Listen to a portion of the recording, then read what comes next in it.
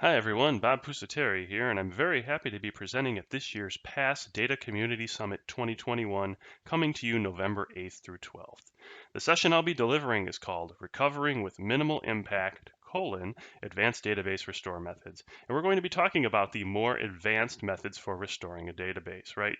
There are standard restores, which might involve, restoring a full backup of a database or maybe a full with a differential.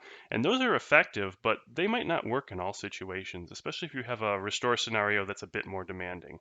Maybe you need to bring the database back to an exact point in time right before the disaster struck. We call that a point in time restore. Or maybe the database is really large and we only want to bring part of it online immediately so we can continue business, and then we'll worry about the rest of it later, like those accounting records from 12 years ago that nobody looks at anymore. That's called a piecemeal restore.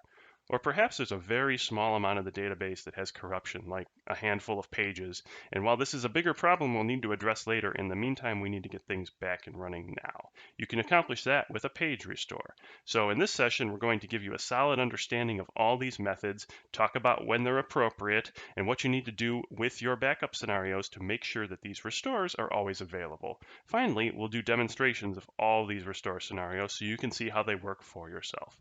So if you'd like to gain some senior DBA level skills with extra knowledge of how to minimize downtime and user impact after disaster has struck, please attend my session on Recovering with Minimal Impact Advanced Database Restore Methods. If this sounds interesting to you and you're not already registered for PASS Data Community Summit 2021, you can do so for free at passdatacommunitysummit.com. Thank you so much, and I hope to see you there.